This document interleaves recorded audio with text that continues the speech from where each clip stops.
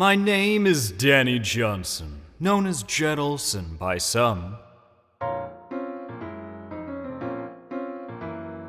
What's your favorite scary story?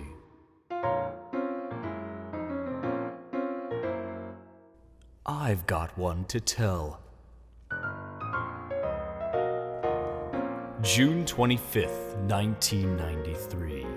I grabbed the newspaper from the kitchen counter. It was a week old, but my face was on the front page, grainy and sunken. It was one of those muggy afternoons in Florida when heat and humidity permeated everything in the kitchen, making me sweat while standing still. I slouched into a damp chair to read. This article had better be good. My work in Roseville had been outstanding. Ghostface disappears, June 18th, 1993.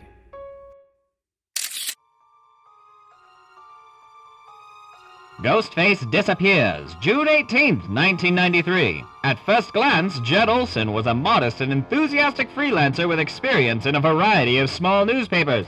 The staff at the Roseville Gazette appreciated how easygoing and honest he seemed, and so he was treated as a stranger for no more than 5 minutes into his interview.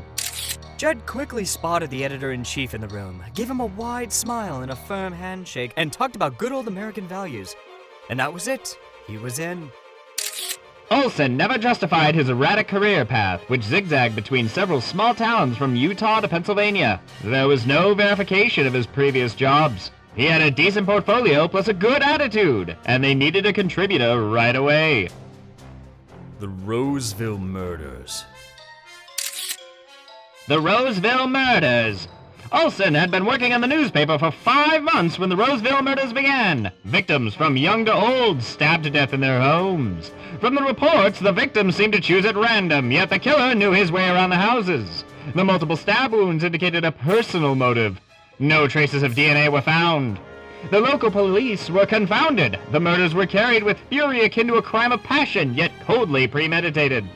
The murderer also liked to stalk his targets. 2 victims had reported being followed on their way home by a dark figure a few days prior to their death. The killer would follow them from Walleyes, a small bar in northern Roseville, and snap pictures of them at home while looking for a way in.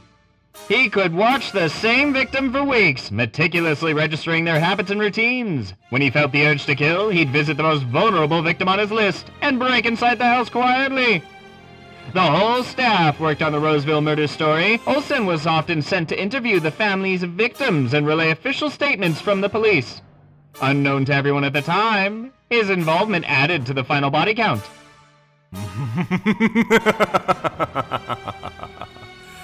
The Ghostface.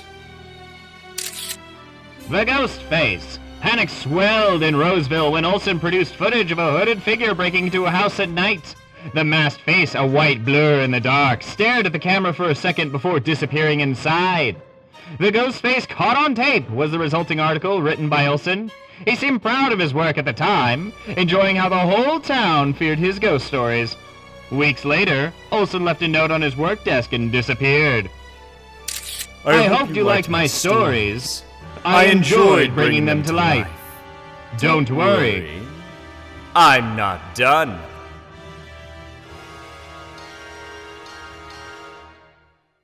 The Roseville law enforcement still refuses to comment as Jed Olson remains at large.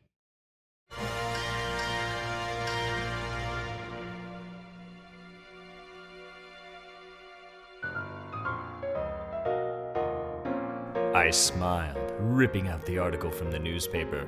When the investigation had been pointing to me, I'd packed my bags and left Roseville swiftly. I got up, the clammy seat pulling on my skin. An oppressive humidity engulfed me as I entered the bedroom. Condensation dribbled on a small, misted-up window as bits of cracked wallpaper hung limply.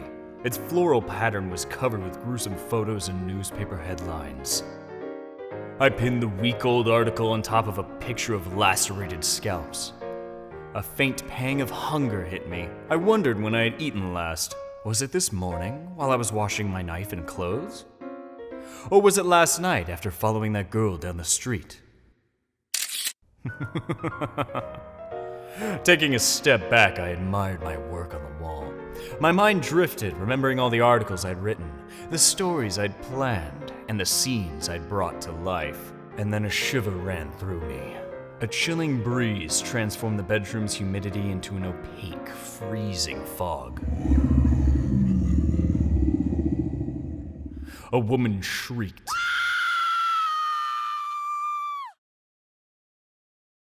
Dead leaves crunched under my feet. I smiled in anticipation.